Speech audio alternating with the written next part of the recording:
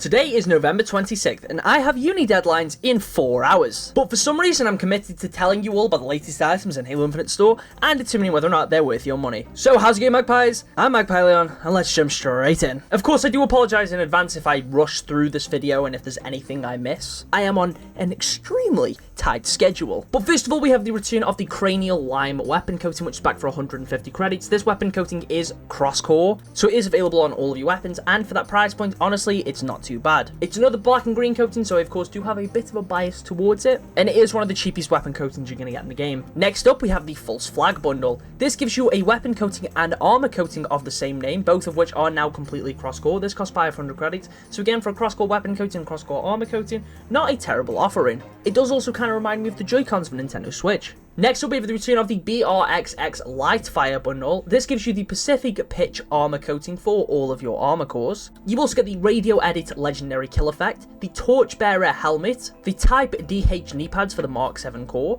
You get the Power Up Sights weapon coating for all of your weapons, the BRXX Lightfire weapon model for the battle rifle, which I do think is one of the most unique looking weapon models in the game and also one of the better ones. You get the Horizons Beyond emblem and the Ember Shroud Mark 1 shoulder pads. For 1,200 credits, pretty solid deal. You get some nice pieces of armor, a decent armor coating for all of your cores, decent weapon coating, and of course a pretty cool weapon model. And our final returning bundle is Renegade. This gives you the helmet of the same name alongside the Pack Leader Cornet attachment for the helmet. This is also compatible on a couple other helmets too. You get the Renegade Pauldron shoulder pads, the Renegade Heartplate chest attachments, the Beacon Prototype utility piece, and the Renegade Knee Guard knee pads.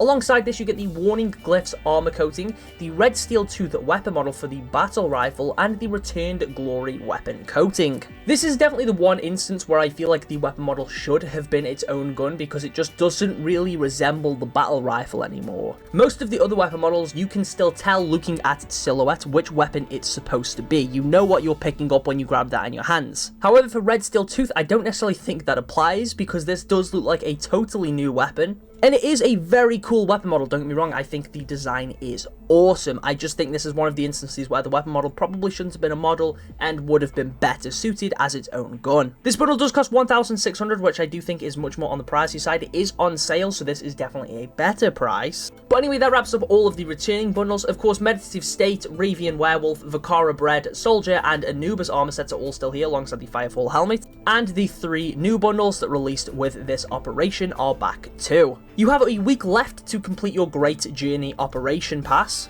which of course means we should have some new stuff to talk about in the next 7 days. For this week's Spartan of the Week, the selected theme is Robot Mech Spartans, and the one I have chosen is the Spartan made by Tuckerman21.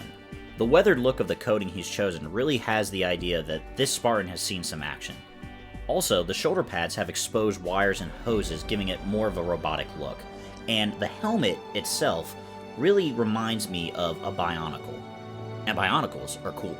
And now that we've got all out of the way, thank you for watching, and I'll catch you all in the next one.